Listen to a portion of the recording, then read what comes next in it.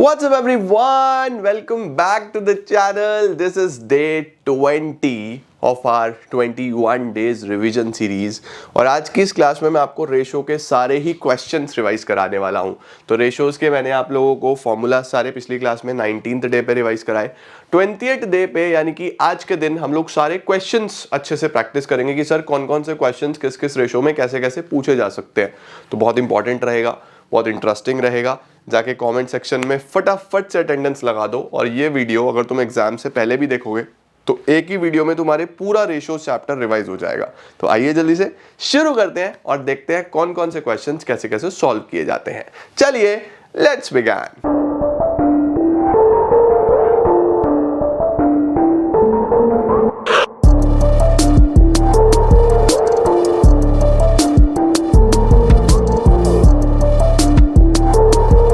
Guys शुरू करते हैं हम लोग सबसे पहले सवाल के साथ। आपको ये डेटा दिया हुआ है और डेटा में जितनी भी चीज़ें हैं देखो, following particulars are given to you. ये डेटा दिया हुआ है, हमें क्या क्या करना है, calculate the liquidity ratios.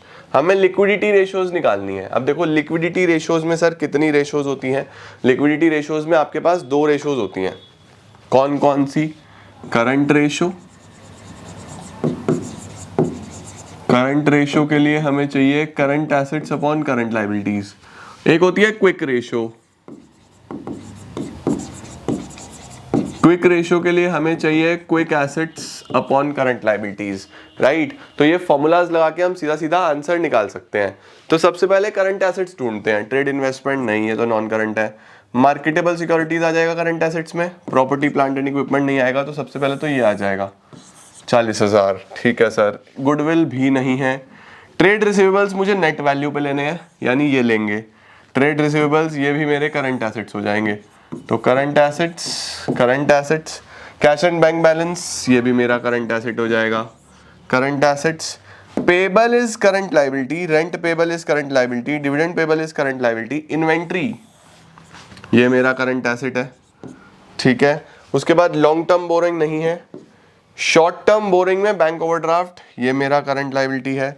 Short term provisions, देखो हमारे पास शॉर्ट टर्म प्रोविजंस में क्या क्या दिया हुआ है? प्रोविजन फॉर टैक्स दिया हुआ है, उसके साथ साथ income tax paid in advance दिया हुआ है ना।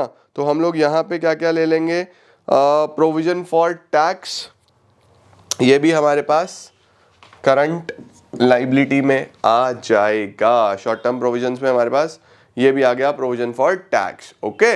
नेक्स्ट है हमारे पास इनकम पेड इन एडवांस। जो पेड इन एडवांस होता है ये आपका करंट एसेट हो जाता है ना। तो करंट एसेट कितने हो गए आपके पास सर? 40 और 180 220, 220 और 80 3 लाख, 3 लाख और 390 690, 690 और 30 720, 720 के तो करंट एसेट्स हो गए।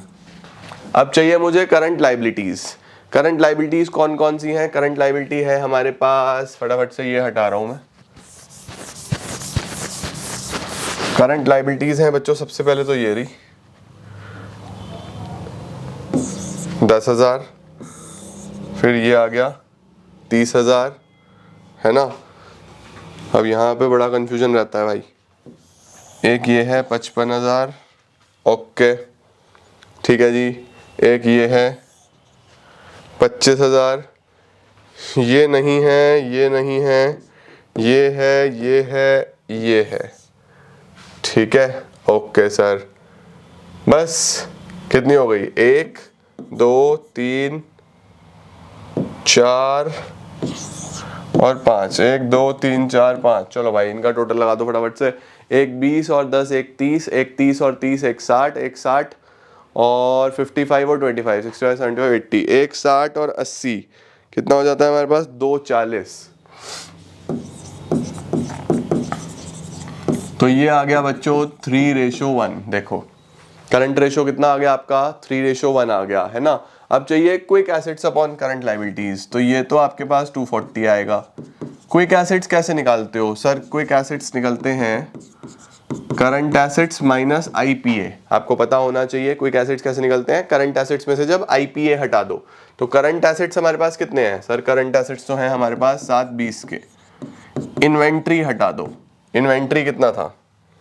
इन्वेंट्री है सर 390, एक तो ये हटा दो, ठीक है, 1 2 3 4 5 नंबर पे है, 2 3 4 5 नंबर पे, ठीक है। इन्वेंट्री हटा दिया।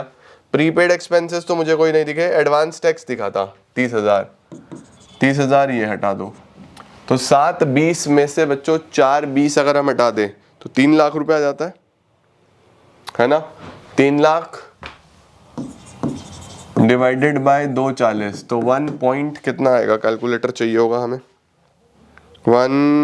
3 लाख डिवाइड बाय 240, 1.25:1, 1.25:1। तो देखो जब भी आपको लिक्विडिटी रेशियोज निकालनी है तो आपको पता होना चाहिए कि करंट रेशो चाहिए और क्विक रेशो चाहिए। करंट रेशो के लिए करंट एसेट्स और current liabilities, simple balance sheet याद होनी चाहिए कौन सी चीज कहाँ आती है। करंट लायबिलिटीज भी आपको एग्जैक्टली वो ले लेनी है। क्विक रेशो निकालनी है तो क्विक एसेट्स कैसे निकलेंगे, करंट एसेट्स में से IPA inventory, prepaid expenses, advance tax हटा दो बस। ओके, लो चलो जल्दी से स्क्रीनशॉट, फिर आगे चलते हैं। अब चलते हैं बेटा जी इस सवाल पे। अगला सवाल बहुत ही शानदार है। क्या लिखा हुआ है, a business has current ratio of 3:1। ये क्वेश्चन नंबर 3 को देख के कंफ्यूज मत होना, इस पीपीटी में बहुत सारे क्वेश्चंस मैंने डलवाए हुए हैं, बट मैं आपको वो क्वेश्चंस करा रहा हूँ जो इंपॉर्टेंट है और आपको आने चाहिए, ठीक है। बहुत सारे सिंपल क्वेश्चंस भी हैं, वो तुम वैसे ही कर लोगे, उनकी जरूरत नहीं है, ठीक है। अब business has a current ratio of 3:1। देखो करंट रेशो दिया हुआ है 3:1, current ratio is 3:1, current assets upon current liability, current ratio का हमारे पास फॉर्मूला है, ठीक है। Quick ratio of 1.2:1, quick ratio is 1.2:1, ऐसे लिखते हैं, quick assets upon current liabilities.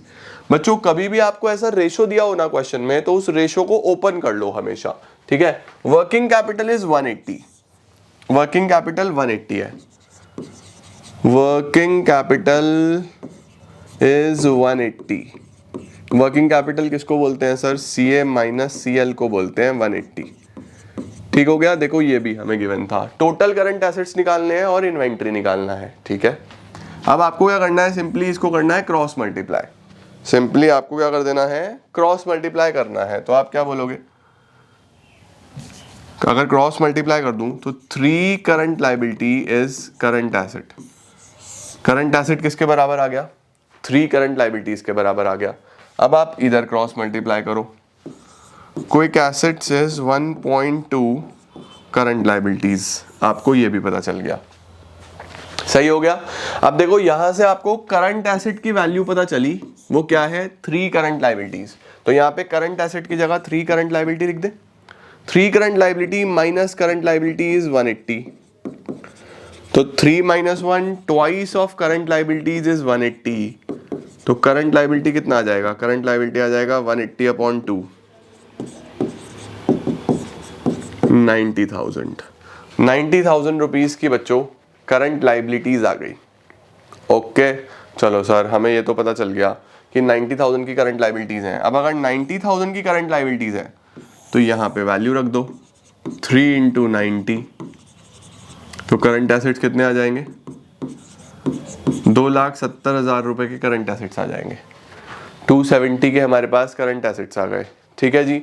अच्छा ओके सर, अब मुझे ये बताओ जरा, आपको इन्वेंट्री ढूंढना है। इन्वेंट्री किसके बीच का डिफरेंस होता है, करंट एसेट और क्विक एसेट्स के बीच का, है ना। तो अब यहाँ पे आप करंट लायबिलिटीज की वैल्यू यहाँ भी रख दो, क्विक एसेट्स आ जाएंगे। 1.2 × 90, 90 × 1.2 कितना बैठता है, 90 × 1.2, 1,08,000, 1,08,000 बच्चों हमारे पास क्विक एसेट्स आ गए। अब देखो आपको पता है current assets minus IPA is equal to quick assets, ऐसा होता है बच्चों, है ना। अब PA तो कुछ है ही नहीं, तो ये मान लो कि बस इन्वेंट्री, तो यहाँ पे क्या मैं ऐसे लिख दूं, current assets minus inventory is equal to quick assets. Current assets कितने के हैं, 270 के हैं, माइनस इन्वेंट्री इज 1,08,000, तो यहां से इन्वेंट्री की वैल्यू आ जाएगी 270 माइनस 1,08,000, तो 270 माइनस 1,08,000 1,62,000, ये आ गया देखो आपके पास इन्वेंट्री 1,62,000। तो इस तरीके के क्वेश्चन ज़्यादा इंपॉर्टेंट है सावधान इंडिया सवाल, कि आपको रेशो दिया हुआ और आपको अंदर की कोई वैल्यू कैलकुलेट करवा रहा हो, तो आप हमेशा ध्यान रखना उस रेशो को ओपन करो और फिर आप क्वेश्चन को सॉल्व करो। ओके, ले लो सर, इसका भी जल्दी से स्क्रीनशॉट ले लो, ये भी डन है। अब आ जाते हैं बेटा हम लोग अगले क्वेश्चन के ऊपर, जिसके अंदर हमें क्या फाइंड आउट करना है, debt equity ratio find out करना है। सर डेट इक्विटी का मतलब अब हम आ गए हैं सॉल्वेंसी रेशोज में। तो सॉल्वेंसी में क्या थे mainly, debt equity, total assets to debt ratio, proprietary ratio, interest coverage ratio, है ना, इस तरीके के, debt to capital employed ratio. तो ज़्यादातर इस तरीके के रेशोज में आपको सारी चीज़ें गिवन होती हैं, बहुत ज़्यादा दिमाग इनमें नहीं लगाना पड़ता। तो देखो सबसे पहले मुझे निकालना है डेट इक्विटी रेशो। तो डेट इक्विटी रेशो का क्या फॉर्मूला है, डेट अपॉन इक्विटी। डेट का मतलब लॉन्ग टर्म डेट। अब ढूंढो जल्दी से लॉन्ग टर्म डेट के नाम पे क्या है। लॉन्ग टर्म डेट के नाम पे तो लॉन्ग टर्म बोरिंग है, बस कर्जा तो यही है ना, 12 लाख रुपए का। हाँ जी सर, 12 लाख रुपए का यही है। अब मुझे चाहिए इक्विटी। इक्विटी होता है share holders funds. Share holders funds के लिए क्या करें, एक बैलेंस शीट बना लो, एक छोटा सा बैलेंस शीट बना लो वर्किंग नोट्स में। अब क्या क्या होता है बैलेंस शीट में, non current assets, current assets, share holders fund, non current liability, current liability, ये होता है। वैल्यू भरनी चालू करो। Land building, plant machinery, intangible asset, ये तो हमारे हो गए नॉन करंट। तो 15 और 6 21 और 1 22, ये तो हो गए 22 लाख रुपए के non current assets. Current assets कितने हैं, करंट एसेट्स है इन्वेंट्री, ट्रेड रिसीवेबल्स, 5 50 और 1 70, 5 50 6 50 और 6 50 और 70, 6 50 और 70 कितना हो जाएगा, 7,20,000, ये करंट एसेट्स हो गए। उसके बाद ट्रेड पेबल कितना है हमारे पास, ट्रेड पेबल है बच्चों 1,20,000 रुपए का। ओके, और non current liability long term borrowing है 12 लाख रुपए की। ठीक है जी। नाउ 22 और 7, 29,20,000, 29,20,000 इधर भी होगा, जो इधर का टोटल होता है बच्चों वही इधर का भी टोटल होता है ना। इस टोटल में से आपको सिंपली 13,20,000 रुपए हटाने हैं। तो आप बेटा जी जब आप इस पर्टिकुलर टॉपिक में से 29,20,000 में से 13,20,000 हटाते हो तो क्या बच जाता है, 16 लाख रुपए बच जाते हैं। 16 लाख रुपीज ये मैंने बैलेंस में निकाल दिया, ये मैंने निकाला बैलेंस में, इसको यहां रख दो। 16 लाख रुपीज यहां रख दो तो कितना आ जाएगा, 12/16 0.75 होता है क्या, हाँ जी 0.75 रेशो 1, ये आपका आंसर हो जाएगा। देख रहे हो, तो ऐसा हो सकता है कि अब कभी कभी आपको क्वेश्चन में डेटा कंप्लीट गिवन ना हो। डेट अपॉन इक्विटी चाहिए था तो डेट तो था, इक्विटी नहीं था, तो इक्विटी के लिए आपको बैलेंस शीट बनाना आना चाहिए, ये आपकी बहुत हेल्प करेगा बच्चों। ठीक है, इस चीज का खास ध्यान रखना। लो जल्दी से स्क्रीनशॉट, फिर अगले सवाल पे चलते हैं। अब चलते हैं बेटा जी नेक्स्ट क्वेश्चन पे, जो कि अपने आप में एक बहुत इंपॉर्टेंट क्वेश्चन है, एग्जाम में आया है ऐसा सवाल। Calculate proprietary ratio. तो सबसे पहले तो फॉर्मूला लिख लेते हैं। Proprietary ratio is equity upon total assets. Proprietary ratio क्या है, equity divided by total assets. Okay, अब सर आपको इक्विटी चाहिए और टोटल एसेट्स चाहिए, एक रेशियो गिवन है total assets to debt ratio. ठीक है,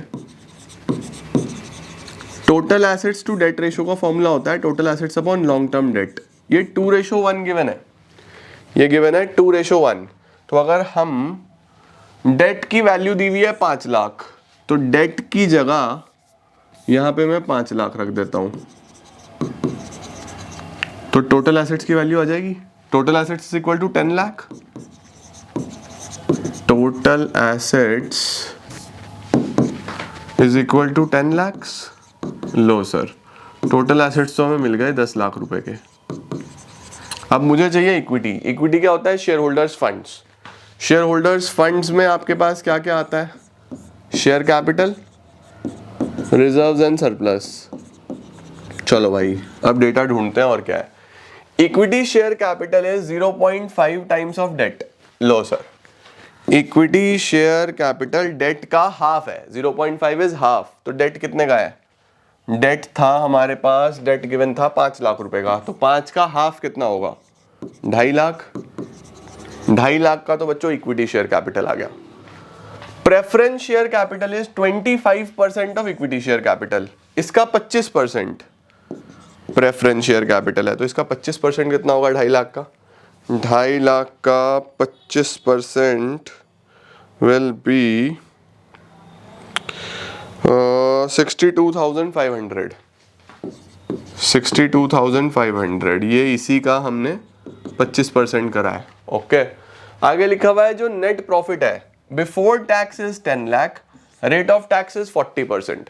प्रॉफिट बिफोर टैक्स बच्चों हमारी बैलेंस शीट में वो जाता है फाइनली टैक्स वैक्स देने के बाद, तो 10 लाख में से 40% हटा दो तो मेरा जो प्रॉफिट आ जाएगा, प्रॉफिट आफ्टर टैक्स, 10 में से 40 हटाऊंगा तो 60,000 का ये आ जाएगा। तो मेरा बेसिकली ये रिजर्व ये है, ठीक है। 250, 62,500 और 6 लाख, वो आ जाएगा 9,12,500। 6 लाख है ना ये, 9,12,500, 6, 7, 8, हाँ जी 9,12,500। ये आपके पास इक्विटी आ गया, इक्विटी है 9,12,500। तो सर हमारा प्रोप्राइटरी रेशो कितना बैठेगा? प्रोप्राइटरी रेशो बैठेगा 0.912 रेशो 1, 0.912 रेशो 1, ये आपका आंसर है बच्चों। तो प्रोप्राइटरी रेशो आपको निकालना आ गया। प्रोप्राइटरी रेशो का क्या फॉर्मूला होता है? सीधा सीधा इक्विटी अपॉन टोटल एसेट्स, और इक्विटी अपॉन टोटल एसेट्स में आपको क्या क्या चीजें कहाँ कहाँ लेनी है आप समझ गए। टोटल एसेट्स भी आपने लिख लिया, इक्विटी भी आपने लिख लिया, डन है जी। Very very important question, screenshot लो, अगले पे चलते हैं। अब आ गया बच्चों हमारे पास एक अगला सवाल, ये भी अपने आप में इंपॉर्टेंट क्वेश्चन है, तो आपको बड़े ध्यान से करना है। देखो क्या दिया हुआ है, आपको बोल रहा है From the following details obtained from the financial statements of KX Limited, calculate interest coverage ratio. Interest coverage ratio निकालना है। अब इंटरेस्ट कवरेज रेशो का क्या फॉर्मूला होता है? Earning before interest and taxes divided by fix interest. Earning before interest and taxes divided by fix interest. तो sir earning before before interest and taxes चाहिए मुझे चाहिए ये EBIT। इसमें से बच्चों पहले इंटरेस्ट माइनस होता है, फिर आपके पास आता है EBT, इसमें से टैक्स माइनस होता है, फिर आपके पास आता है EAT, अर्निंग आफ्टर टैक्सेस। आपको यही दिया हुआ था, देखो आपको यही दिया हुआ था, प्रॉफिट आफ्टर टैक्स का मतलब यही होता है, अर्निंग आफ्टर टैक्सेस, ठीक है। ये कितना दिया हुआ है? 6 लाख रुपए, ये दिया है बच्चों 6 लाख रुपीस। अब मुझे चाहिए ये EBIT। इस EBIT को मैं कैसे ढूंढूं? इस EBIT को ढूंढने के लिए मुझे ऊपर की तरफ चलना पड़ेगा। तो टैक्स कितना है सर? टैक्स तो सर 40% है। अब टैक्स किस पे लगता है? टैक्स इस पे लगता है EBT पे। इसके बारे में कोई भी जानकारी नहीं है। तो EBT निकालने के 2 तरीके हैं, मैं आपको दोनों सिखा रहा हूं, जो आपको अच्छा लगे उससे निकाल सकते हो। EBT के लिए या तो आप सीधा सीधा फॉर्मूला लगा सकते हो, EAT into 100 upon 100 minus tax, ठीक है। जैसे यहाँ पे क्या था, EAT कितना है? 6 lakh into 100 upon 100 minus tax, 100 minus tax is 40, 100 minus 40 is 60, ये आ जाएगा। तो 6 लाख इंटू 100 अपॉन 60 कितना आ जाएगा? देखो तो बेटा जी यहाँ पे 0 से 0 खत्म, यहाँ 6 से 1 लाख इंटू 10 लाख रुपीस का आपके पास सीधा सीधा EBT आ गया। EBT सीधा सीधा कितना आ गया? 10 lakh rupees. Okay, 1 into 0 10 lakh. आज 0 कम क्यों लग रहे हैं?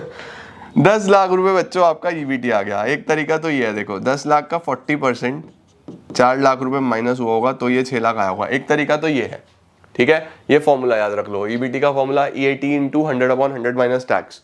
दूसरा तरीका क्या है सर? इसको यहाँ लिख रहा हूं मैं 10 लाख। दूसरा तरीका है बच्चों कि आप मान लो, लेट कर लो अर्निंग बिफोर टैक्स को X। अर्निंग बिफोर टैक्स कितना आ गया? X। ओके, अब इस पे 60% टैक्स लगा होगा। 60% था 40% था? 40% बच्चों इस पे टैक्स लगा होगा। अगर 40% टैक्स लगा है तो X का 40% इज 0.40X। x का 40% कितना होता है 0.40x। x में से 40% हट गया तो 0.60 बच गया। x का मतलब 100 होता है, या एक मान लो, एक में से 0.40 हट गया तो कितना बचा 0.60 बचा। ये क्या आ गया, ये आपके पास आ गया अर्निंग आफ्टर टैक्स। इसका वैल्यू बताया आपको कितना है, इसका value earning after tax 6 lakh रुपए। x का वैल्यू निकाल दो, 6 लाख डिवाइडेड बाय 0.60, पॉइंट हटाओगे ऊपर 100 आ जाएगा, तो देखो यही आ गया 6 लाख इंटू 100/60। 6 लाख इंटू 100/60 कितना बनेगा, फिर से 10 लाख बनेगा। तो आप दोनों में से कुछ भी यूज कर सकते हो बच्चों। ओके चलो सर इंटरेस्ट बता दो। बेटा 40 लाख रुपए के डिवेंचर थे 12%, तो 40 लाख रुपए पे 12% कितना बनता है, 40 लाख पे 12%, 12, 24, 36, 48, 480 का आपका इंटरेस्ट हो गया।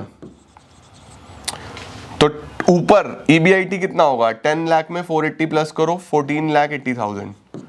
14,80,000 से 480 गया तभी तो 10 लाख आया होगा, तो 14,80,000 का EBIT मिल गया। 14,80,000 का EBIT मिल गया divided by fix interest. Interest कितना है 480। तो आप इंटरेस्ट का कितना गुना कमाते हो ये टाइम्स में आता है। 1480 डिवाइडेड बाय 480 3.08 टाइम्स। 3.08 टाइम्स ये आपका आंसर आ जाएगा। हमेशा इस क्वेश्चन में आपको बस यहां घुमाएगा, ये आपको पता होना चाहिए। अब ये वाला पार्ट बी पार्ट आप मुझे बताओगे, सिग्निफिकेंस कुछ नहीं है छोड़ो। Will the interest coverage ratio change, यहां से आप मुझे बताओगे क्या इंटरेस्ट कवरेज रेशो चेंज होगा अगर during the year company debenture redeem कर दे 5 लाख रुपए के। इसका मतलब अगर ये 40 की जगह 35 लाख हो जाए तो इंटरेस्ट चेंज होगा, है ना, इंटरेस्ट चेंज होगा बस। तो इस 35 लाख पे अगर आप 12% के हिसाब से इंटरेस्ट से करो तो तब बताओ इंटरेस्ट कवरेज रेशो कितना आएगा। तो ये आपका होमवर्क है, 40 की जगह 35 लाख है, बाकी सब सेम है। अब बताओ इंटरेस्ट कवरेज रेशो कितना आएगा। लो जल्दी से स्क्रीनशॉट, फिर नेक्स्ट पे चलते हैं। अब आ गया बच्चों हमारे पास नेक्स्ट क्वेश्चन जो कि है calculate debt to capital employed ratio. Debt to capital employed ratio निकालना है, तो इसमें हम क्या करने वाले हैं, इसमें हम बोलेंगे sir debt to capital employed is debt divided by capital employed. Debt जब भी बोलते हैं तो लॉन्ग टर्म डेट, मैंने बताया ना लॉन्ग टर्म डेट कौन सा है, long term date sir share capital नहीं, सिक्योरिटी प्रीमियम नहीं, P&L नहीं, डिबेंचर ये रहा, ये लॉन्ग टर्म है। 10% लोन ये भी लॉन्ग टर्म हो गया। प्रोविजन फॉर एम्प्लॉय बेनिफिट्स ये भी लॉन्ग टर्म प्रोविजंस हो गए बच्चों, ये भी नॉन करंट लायबिलिटी में ही जाते हैं। तो नॉन करंट लायबिलिटी के लिए तो हमारे पास ये तीन चीजें हो गई, 1 2 3, 360 और 140 5 लाख, 5 और 1 6 लाख, 6 लाख रुपीस की तो हमारे पास हो गई डेट। 6 लाख रुपए के तो डेट हो गए। अब बात करते हैं कैपिटल एम्प्लॉयड की। कैपिटल एम्प्लॉयड के लिए दो है, या तो एसेट साइड अप्रोच या liability side approach. Asset side से तो मुझे कुछ दिख ही नहीं रहा, कैपिटल एम्प्लॉयड लायबिलिटी साइड से निकाल देता हूं, share holder fund plus non current liability. Share holder fund के लिए शेयर कैपिटल है, सिक्योरिटी प्रीमियम रिजर्व है, P&L का डेबिट बैलेंस है। डेबिट बैलेंस बच्चों लॉस होता है, तो ये तो माइनस होगा। ओके 850 और 80 कितना हो गया, 80 माइनस 30 50। ये क्या करना है आपको, 80 में से 30 हटा दो तो 50 आ जाएगा। 850 और 50 9 लाख रुपीस का तो हो गया आपके पास शेयर होल्डर फंड। और नॉन करंट लायबिलिटी कितने की है, 6 लाख रुपए की, तो 15 लाख रुपए का बच्चों आपका कैपिटल एम्प्लॉयड हो गया। तो 6 लाख अपॉन 15 लाख आपके पास 0.4:1।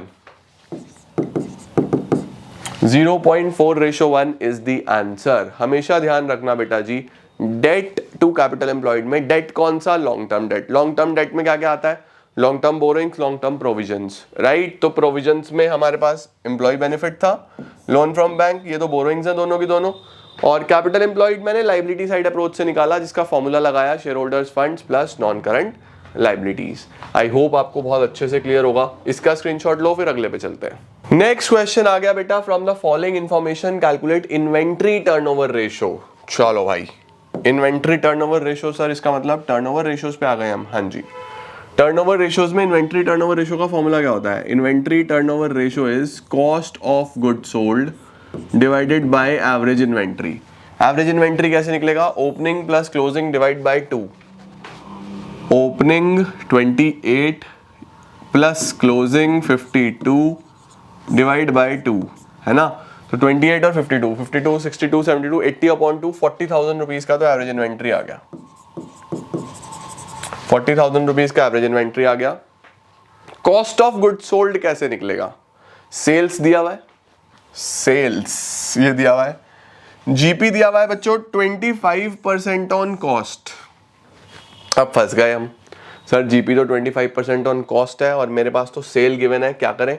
तो बच्चों ऐसा कभी भी हो तो मैं तुम्हें एक टेबल लिख के दे रहा हूँ जीपी की, जो तुम्हें हेल्प कर देगा बहुत अच्छे से ये आंसर्स निकालने में। कभी भी ध्यान रखना, कभी भी जीपी ऑन कॉस्ट दिया हुआ हो तो ऑन सेल जाना आपके लिए बड़ा आसान है, ऑन सेल दिया हो तो ऑन कॉस्ट आना आपके लिए बड़ा आसान है, ठीक है? कॉस्ट पे अगर ऐसे दिया हुआ है 100%, 50%, 33%, 25%, 20%, तो वो सेल पे कितना होगा? 50 से चालू कर दो बस। 50, 33, 25, 20, 16.67।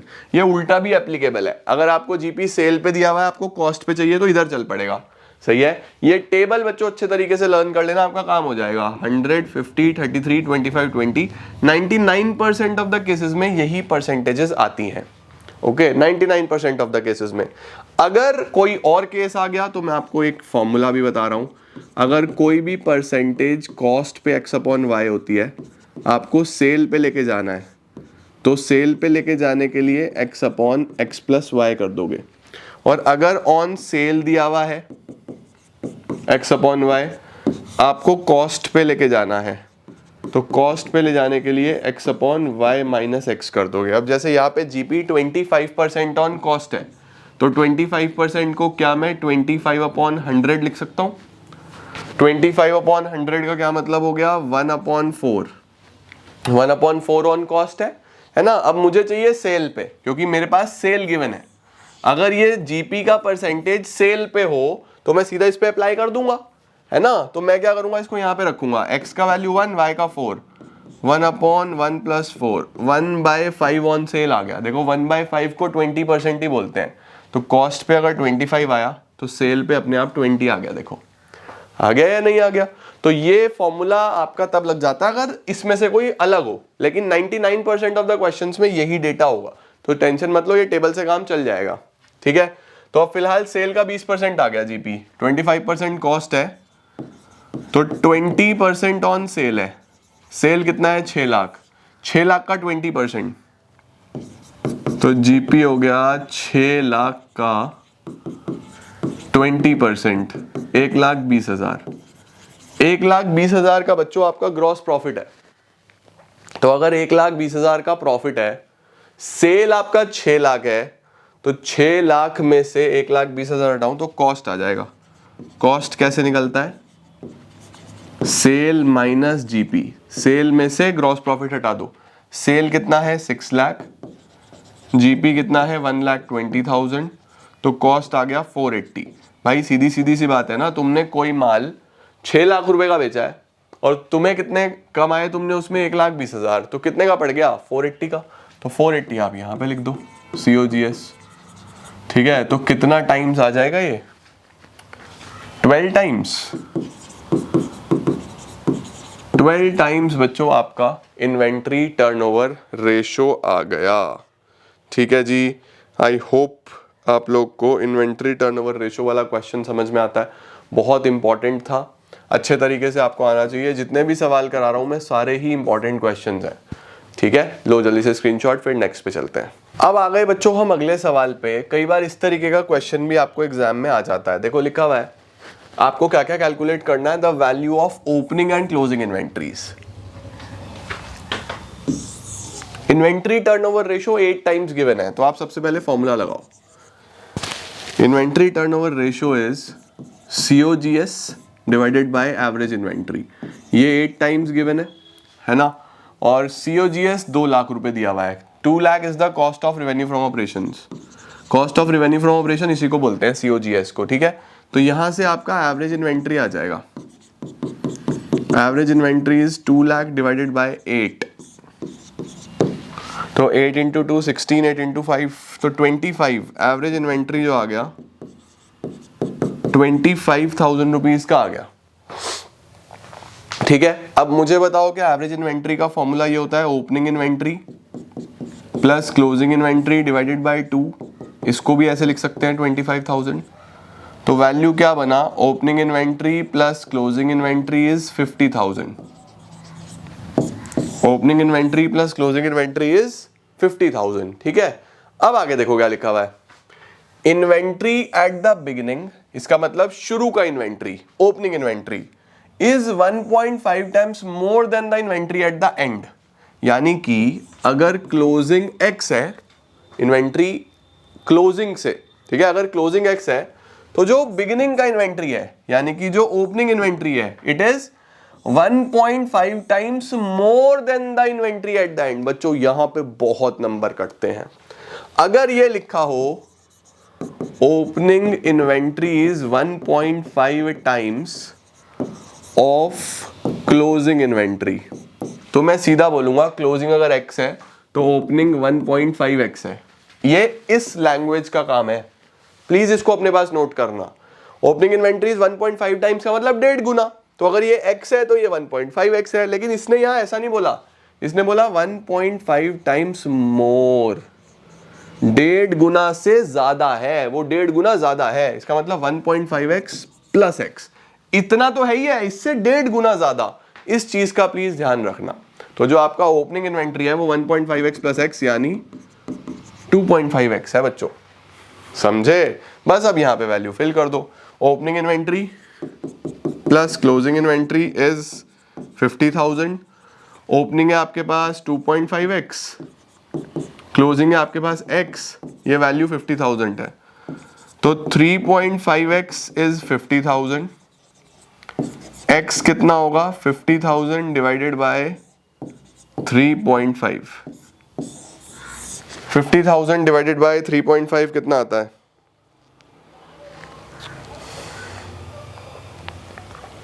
50,000 डिवाइडेड बाय 3.5 14285 पॉइंट्स में आ रहा है। 14285 बच्चों, 14285 आपका x हो गया, x यानी कि क्लोजिंग। तो क्लोजिंग इन्वेंट्री का वैल्यू आ गया 14,285। तो ओपनिंग इन्वेंट्री कितना होगा? बस 50 में से माइनस कर लो क्योंकि दोनों का सम 50 था। 50,000 माइनस 14285 35715, ये बच्चों हमारे पास ओपनिंग इन्वेंट्री होगी। कई बार ऐसा क्वेश्चन भी आ जाता है, जल्दी से इसका भी आप लोग स्क्रीनशॉट ले लो। अपने आप में अच्छा क्वेश्चन है, गुड क्वेश्चन एग्जामिनेशन में आ जाता है बच्चों। ठीक है जी, डन सर। चलो जी, अगला सवाल क्या है सर? अगला सवाल है बच्चों, calculate trade receivables turnover ratio from the following. Trade receivables turnover ratio, sir trade receivables turnover ratio कैसे निकलता है? टर, इसका फॉर्मूला है credit sales divided by average trade receivables, यही है, credit sales divided by average trade receivables. Sir credit sale कैसे निकालूं? तो देखो लिखा हुआ है टोटल सेल जो है वो तो 4 लाख की है, कैश सेल जो है वो 25% है क्रेडिट सेल का। लो जी, इसने और उलझा दिया हमें। इसने बोला जो कैश सेल है वो 25% है उधार की सेल का। ओके चलो ये भी देखते हैं। तो इसका मतलब क्या हुआ सर? इसका मतलब हुआ कि अगर क्रेडिट सेल x है, उधार की सेल अगर x है, मैंने क्रेडिट को x मान लिया, तो कैश की कितनी होगी? कैश की सेल 25% है क्रेडिट सेल का, तो कैश सेल इसका 25%, x का 25 होता है 0.25x, 30% होता है 0.30x, बहुत सारे क्वेश्चंस करे हैं आपने ऐसे। 50% होता है 0.50x, है ना। उसके बाद आपको कैश भी पता चल गया, क्रेडिट भी पता चल गया, आप दोनों का सम अगर कर दूं तो टोटल सेल आ जाएगा। टोटल सेल हो गया 1.25x और टोटल सेल का वैल्यू दिया हुआ है, टोटल सेल का वैल्यू है 4 लाख। तो x का वैल्यू कितना होगा? 4 लाख डिवाइडेड बाय 1.25, तो 4 लाख डिवाइडेड बाय 1.25 अगर मैं करूं, 4 लाख डिवाइड बाय 1.25 ये है 320।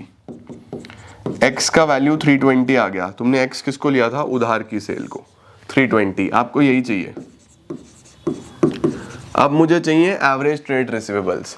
एवरेज ट्रेड रिसीवेबल्स कैसे निकलेंगे? Opening plus closing upon 2। उसके बारे में क्या डेटा है? क्लोजिंग तो ये है, क्लोजिंग तो है 1 लाख के। Axis of closing over opening is 40। Axis of closing, axis of closing का मतलब पता क्या है? कि क्लोजिंग ज्यादा है।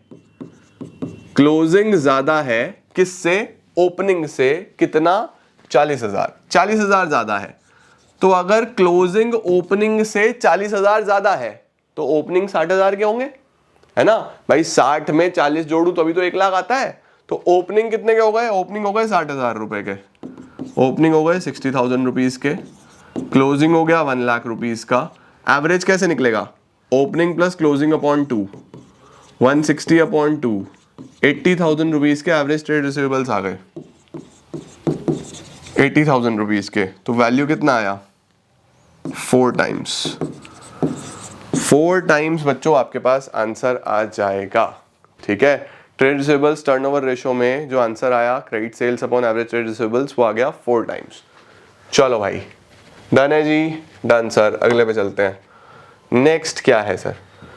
वीडियो को पॉज करो और करना चालू कर दो खुद से, क्योंकि जब तक तुम लोग मुझे आंसर्स नहीं बताओगे ना तब तक मजा नहीं आने वाला। ओके, क्या निकालना है sir? Calculate net assets turnover ratio. Sir net assets turnover ratio का फॉर्मूला क्या होता है? पहले तो आप ये बताओ। नेट एसेट्स टर्नओवर रेशो का फॉर्मूला होता है RFO upon net assets. Net assets का मतलब समझते हो? Net assets is capital employed. Okay, चलो भाई, RFO यानी कि सेल्स। सर सेल तो नहीं दिया हुआ, कॉस्ट दिया हुआ है। कॉस्ट कितना है? 12,80,000 रुपए, 1280। और जीपी 25% कॉस्ट का ही है। फिर तो आसान है। अगर यहाँ पे जीपी ऑन सेल होता तो मुझे कन्वर्ट करना पड़ता परसेंटेज। अभी आसान है। कॉस्ट ये है, जीपी इसका 25% है, तो 1280 का 25% कितना होगा? 12,80,000 का 25%, 320। 320 मैंने इस पे जीपी कमाया, तो सेल आ गई आपके पास। आपके पास सेल आ जाएगी बच्चों, है ना? जीपी इसी का 25% था, तो कितना हो जाएगा ये? 16 लाख रुपए। 16 लाख रुपीस का तो RFO आ गया। अब मुझे निकालना है नेट एसेट्स। नेट एसेट्स के लिए 2 अप्रोच है, asset side approach, liability side approach. क्या क्या दिया हुआ है? प्लांट एंड मशीनरी है, गुडविल है, नॉन करंट इन्वेस्टमेंट्स हैं, उसके बाद इन्वेंट्री है, कैश एंड कैश इक्विवेलेंट्स हैं, ट्रेड पेबल है। इसका मतलब एक करंट लाइबिलिटी है और उधर टोटल एसेट्स भी हैं, है ना? तो इस बार हम लोग कौन सा अप्रोच लगा सकते हैं? इस बार हम लोग लगा सकते हैं बच्चों सीधा सीधा। सर अब तो लग सकता है हमारे पास straightforward asset side approach, है ना? तो asset side approach net assets के लिए एसेट साइड अप्रोच लगाओ। क्या है? Non current assets plus current assets minus current liabilities. चलो भाई फटाफट से आंसर बताओ कितना आ रहा है। कर दो भाई, कर दो फटाफट से, सम कर दो। सर नॉन करंट एसेट और करंट एसेट तो हमारे पास यहाँ तक है, यहाँ तक है। इन सब का सम करो। चलो भाई फटाफट से। सर इसके अंदर लूज टूल्स भी हैं, माइनस करने हैं? नहीं बेटा, सिर्फ करंट रेशियो के लिए करने होते हैं। ओके, 180 प्लस 20 इज 2 लाख, 240, 280, 280 और 2, 380, 480, 480 और 50, 530। 530 के तो मेरे पास टोटल एसेट्स आ गए। करंट लायबिलिटी 30,000, ये हटा दो। 5 लाख रुपए के मेरे पास नेट एसेट्स आ गए। तो 16 लाख डिवाइडेड बाय 5 लाख, कितना आंसर आना चाहिए हमारे पास? 16 lakh divide by 5 lakh is 3.2 times. 3.2 times is our net assets turnover ratio. ले लो भाई फटाफट से screenshot. Net assets turnover ratio भी डन हो गया सर। अगला सवाल क्या है? Calculate fix assets turnover ratio. लो जी सर, अब इस बार बच्चों फिक्स एसेट्स टर्नओवर रेशो निकालना है। फिक्स एसेट्स टर्नओवर रेशो कैसे निकलता है? सर फिक्स एसेट्स टर्नओवर निकलता है हमारे पास, fixed assets turnover ratio is RFO divided by fix assets. Fix assets कौन से चाहिए होते हैं? Net fix assets. तो फिक्स एसेट्स में आप क्या लोगे? लैंड एंड बिल्डिंग ले लोगे, फर्नीचर फिक्सचर ले लोगे, कंप्यूटर ले लोगे, है ना। अब देखो यहाँ पे आपके पास सॉफ्टवेयर और पेटेंट, क्या सॉफ्टवेयर और पेटेंट भी आपके पास फिक्स एसेट्स हैं सर? क्या सॉफ्टवेयर और पेटेंट को भी फिक्स एसेट्स में लोगे? बिल्कुल लोगे भाई, इंटेंजिबल है तो है ही ना, तो इनको भी ले लो। इन्वेंट्री को नहीं लोगे क्योंकि इन्वेंट्री इज करंट एसेट। तो फिक्स एसेट्स तो आपके पास ये हैं। अब मुझे चाहिए सेल। जीपी कितना है? जीपी दिया हुआ है सर 6 लाख रुपीस, ओके। और जीपी कॉस्ट का कितना परसेंट है? 25%। तो अगर कॉस्ट x है, जीपी इसका 25% होगा, यानी जीपी होगा हमारे पास 0.25x, ये है। और ये जीपी की वैल्यू दी हुई है, जीपी की वैल्यू कितनी दी हुई है? 6 लाख। तो x की वैल्यू कितनी आ जाएगी? 6 लाख डिवाइडेड बाय 0.25, यहां से हटाओ 100 4, 24 लाख रुपए वैल्यू आ गई। 24 लाख रुपए का हमारे पास कॉस्ट आ गया। 24 लाख का क्या आ गया बच्चों? कॉस्ट आ गया। अभी मुझे कॉस्ट नहीं चाहिए, मुझे चाहिए सेल, RFO। तो अगर 24 लाख की कॉस्ट है जिसपे तुम 6 लाख का जीपी कमाते हो, तो सेल कितना है? सेल कैसे निकलता है? कॉस्ट प्लस जीपी, 24 लाख रुपए प्लस 6 लाख रुपए, 30 लाख रुपए, 30 लाख रुपीस का तो सेल आ गया। और फिक्स एसेट्स कैसे निकलते हैं? फिक्स एसेट्स के लिए हमारे पास सब कुछ तो गिवन है। 5 लाख, बस मुझे इन्वेंट्री नहीं लेना। 5 लाख, 6 लाख 50 हजार, 7 लाख 20 हजार, 7 लाख 40 हजार, 7 लाख 50 हजार, 7 लाख 50 हजार। लो जी, 30 lakh divided by 7 lakh 50,000, 30 lakh divided by 7 lakh 50,000 is 4 times. सीधा सीधा बच्चों 4 टाइम्स हमारे पास आंसर आ गया। ले लो बेटा जी, जल्दी से इसका भी स्क्रीनशॉट ले लो, फिर हम आगे चलते हैं। नेक्स्ट आया बच्चों आपके पास calculate working capital turnover ratio. अब sir working capital turnover ratio कैसे निकलेगा? तो इसमें आपको सिंपली क्या करना है? फॉर्मूला लगाना है। Sir working capital turnover ratio का फॉर्मूला क्या होता है? RFO अपॉन वर्किंग कैपिटल, है ना। RFO आपको गिवन है 12 लाख रुपए। वर्किंग कैपिटल कैसे निकलता है? Working capital is CA minus CL, current assets minus current liabilities. Current asset तो दिए हुए हैं 5 लाख रुपए, करंट लायबिलिटीज आपको नहीं दी। बैलेंस शीट बनाओ, जब भी डेटा ना हो बैलेंस शीट मदद करेगी। Non current assets, current assets, share holder fund, non current liability, current liability. चलो सर टोटल एसेट्स दे दिए। सर टोटल एसेट्स कितने हैं? 8 लाख। तो इन दोनों का सम है 8 लाख। इन दोनों का सम कितना है? 8 लाख। ठीक हो गया, सही है सर।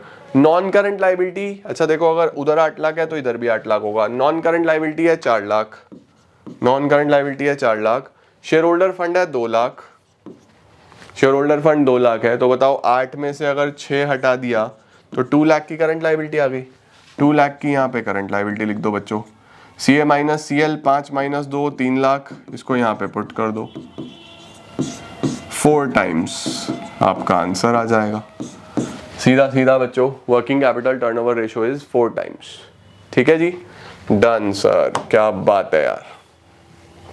आओ जी, नेक्स्ट क्या है? Calculate GP ratio from the following information. अब आ गए हैं बच्चों हम लोग प्रॉफिटेबिलिटी रेशियोज पे। देख रहे हो, हमने लिक्विडिटी के भी क्वेश्चंस करे, सॉल्वेंसी के भी करे, टर्नओवर के भी करे। अब आ गए हैं हम लोग किस पे? प्रॉफिटेबिलिटी रेशियोज पे। तो प्रॉफिटेबिलिटी रेशियोज में मेनली प्रॉफिट्स का काम होगा। कुछ भी निकालना होगा तो बैलेंस शीट नहीं बनेगी, अब ट्रेडिंग P&L बनेगा। ओके, तो जीपी रेशियो कैसे निकलता है सर? जीपी रेशियो का फॉर्मूला है जीपी अपॉन सेल इंटू 100।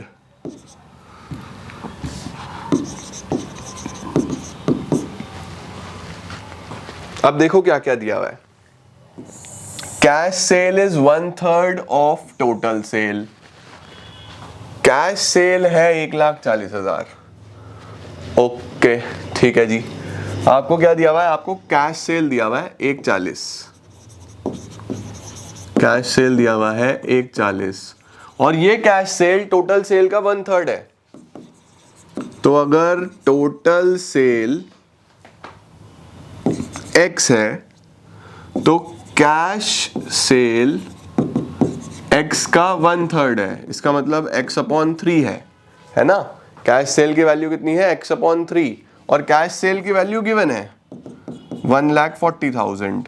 तो x की वैल्यू कैसे निकालोगे, इधर जाके मल्टीप्लाई हो जाएगा, x इज 140 इंटू 3, 140 इंटू 3 बताओ ना बच्चों, 140 इंटू 3 4,20,000, 420x आ गया। x क्या लिया था मैंने लिया था x टोटल सेल को। ठीक है जी, हमें यही चाहिए होती है।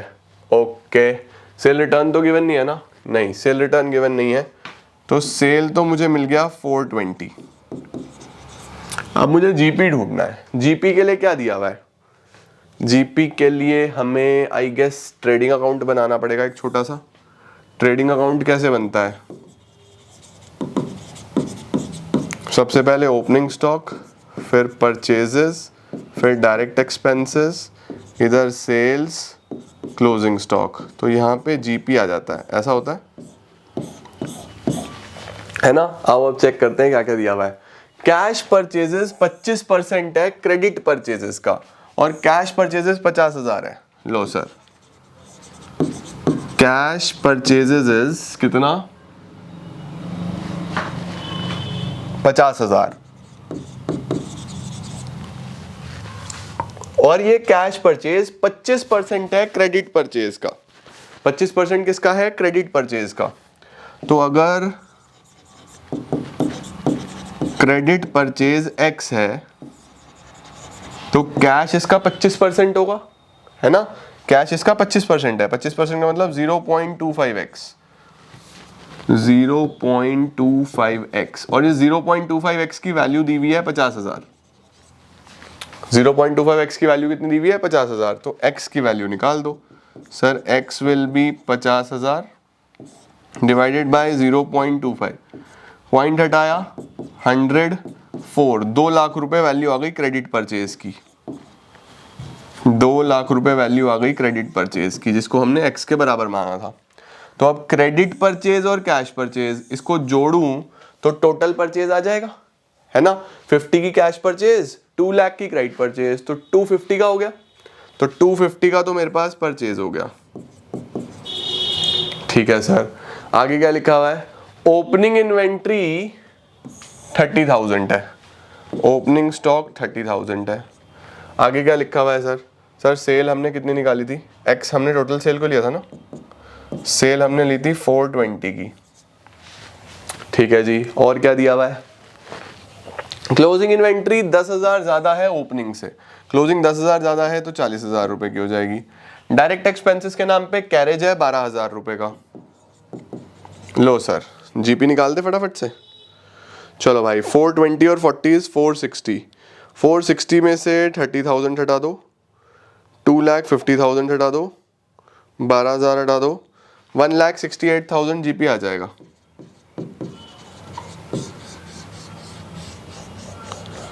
वन 168 का जीपी आ जाएगा। तो यहाँ पे आप 168 का जीपी रख दो into 100, 168 divided by 420 into 100 is 40%। 40% is your answer बेटा जी, 40% आपका आंसर आ जाएगा ग्रॉस प्रॉफिट रेशो का।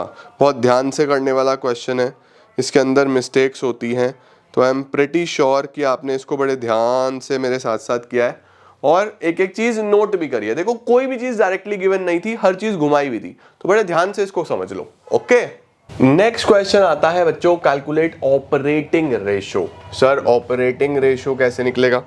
अब देखो बाबू, अगर ऑपरेटिंग रेशो निकालना हो तो आपको ऑपरेटिंग रेशो का फॉर्मूला पता होना चाहिए। Operating ratio is operating costs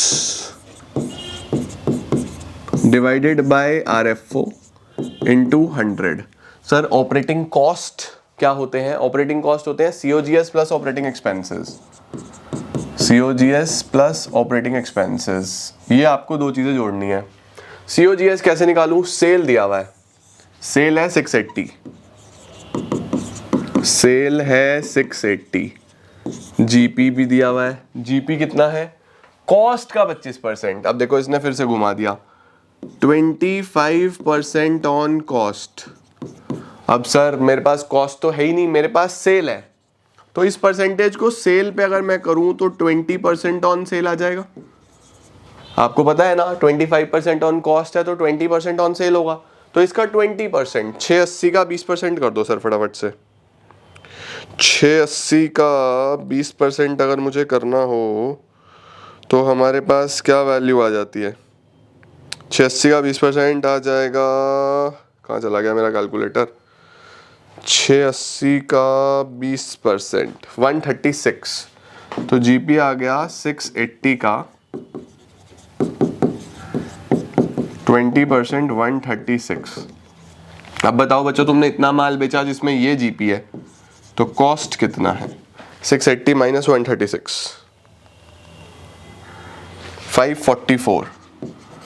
544 का तो COGS आ गया, तो 544 का तो COGS आ गया। ऑपरेटिंग एक्सपेंसेस में एम्प्लॉय बेनिफिट एक्सपेंसेस आ जाएंगे, बिल्कुल रोज होते हैं। ऑफिस एक्सपेंसेस भी आ जाएंगे, बिल्कुल 144 और 73 डिवाइडेड बाय सेल्स। सेल्स कितनी है? 680 इंटू 100। चलो भाई 544 plus 144 plus 73, 544 plus 144 plus 73,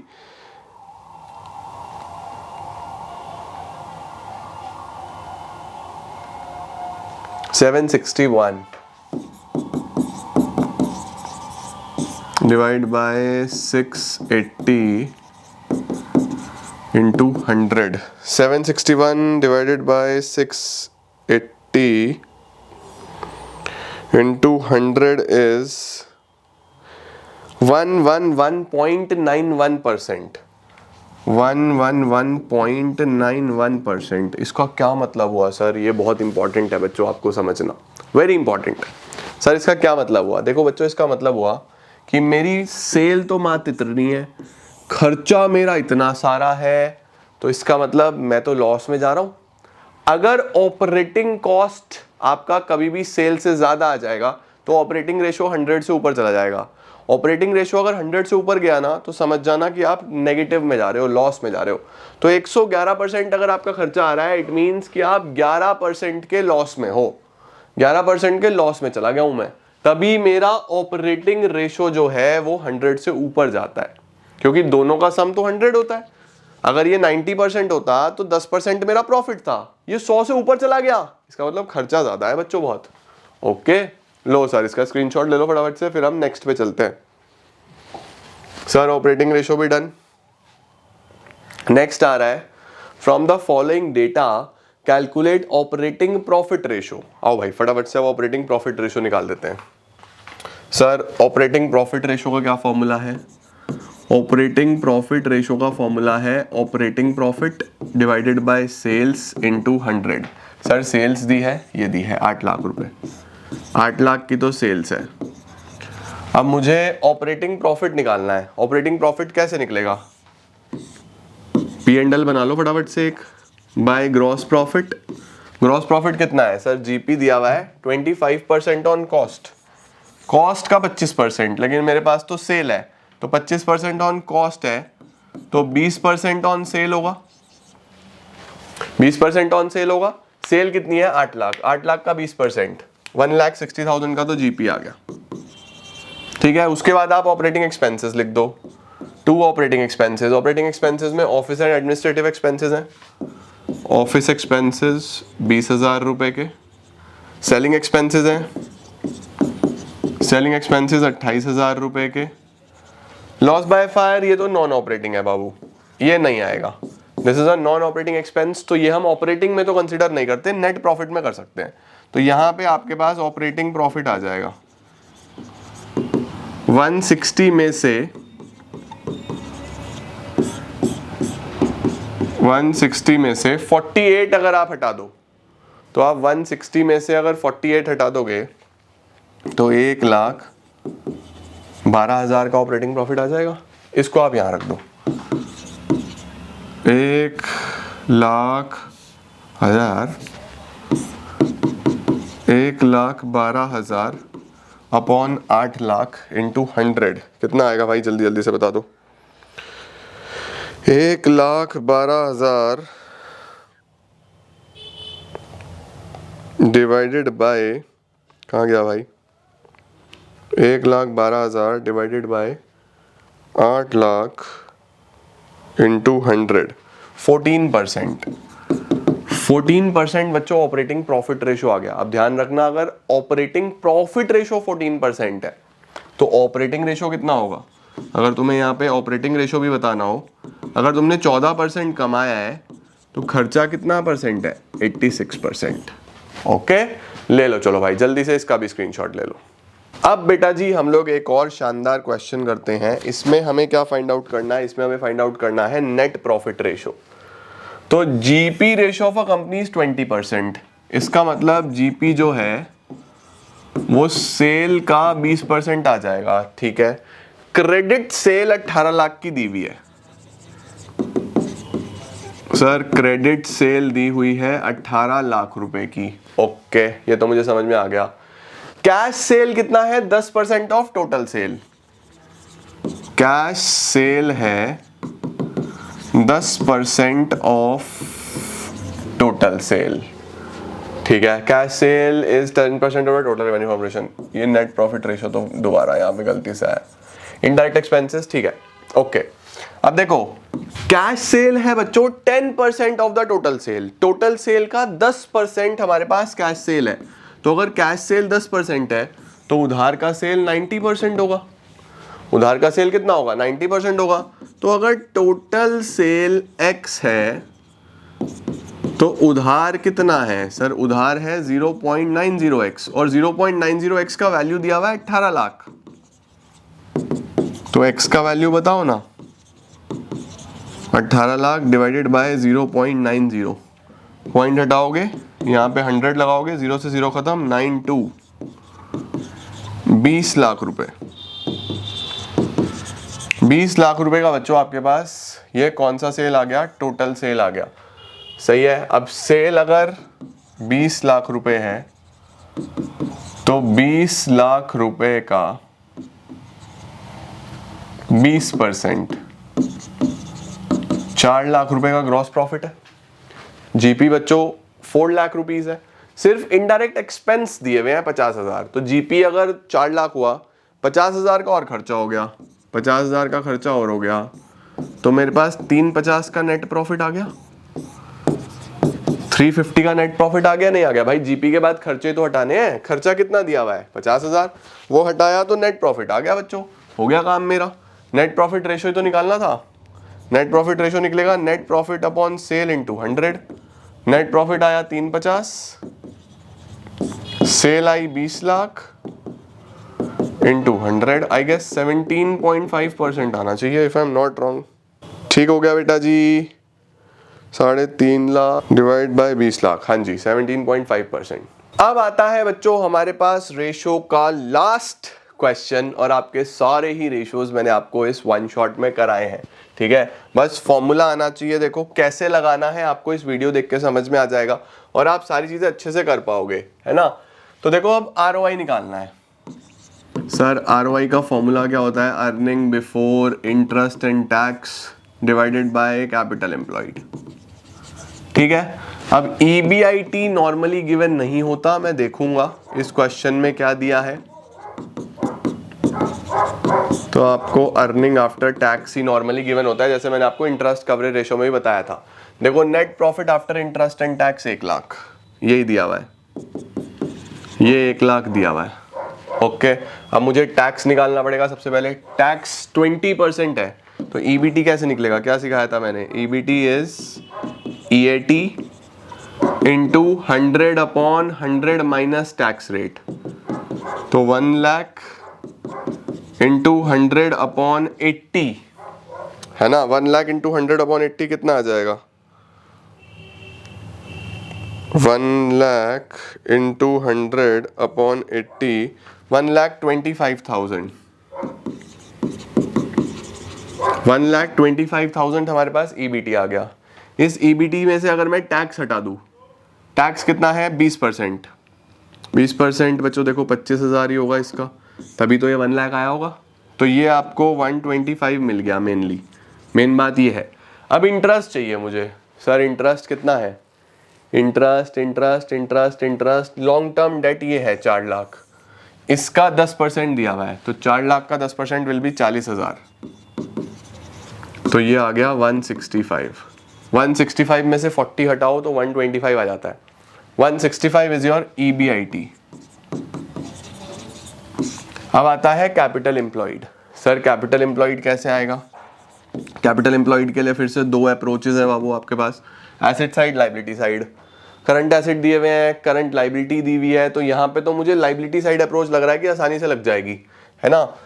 liability side approach से कैसे निकलता है, share holder fund plus non current liability लगेगी। शेयर होल्डर फंड के बारे में कुछ नहीं है, करंट एसेट है, करंट लाइबिलिटी है, नॉन करंट एसेट है। तो दूसरी क्या होती है, total assets minus current liability. आओ चलो ये लग जाएगी। देखो आपके पास करंट एसेट है 4 लाख के, नॉन करंट एसेट है 6 लाख के, तो टोटल एसेट्स तो हो गए 10 लाख के। 6 और 4 10, माइनस कर दो करंट लाइबिलिटीज। करंट लाइबिलिटीज हैं 2 लाख रुपए की, तो 10 लाख माइनस 2 लाख इज 8 लाख। 8 लाख के बच्चों कैपिटल एम्प्लॉयड आ गई इंटू 100, तो 165/8 लाख, 165/8 लाख इंटू 100 इज 20.625%। लो जी सर, इस तरीके से बच्चों हमारे पास रिटर्न ऑन इन्वेस्टमेंट निकलता है। I am very much hopeful कि आप लोग को रिटर्न ऑन इन्वेस्टमेंट भी कैलकुलेट करना आया। आज का वीडियो इज एक्सट्रीमली इंपॉर्टेंट, क्योंकि मैंने आपको जितने भी क्वेश्चंस कराए हैं सारे के सारे इंपॉर्टेंट क्वेश्चंस हैं, और इस वीडियो को बहुत बहुत बहुत ध्यान से देखेंगे, हर चीज़ कवर करेंगे और बिल्कुल भी मिस्टेक नहीं करना, ठीक है। I am gonna see you all very soon guys, thank you so much for joining in. तब तक खूब पढ़ाई करो, कंप्लीट कर दो सब कुछ, और बढ़िया तरीके से फिर बोर्ड्स के लिए रेडी हो जाओ। Thank you so much everyone.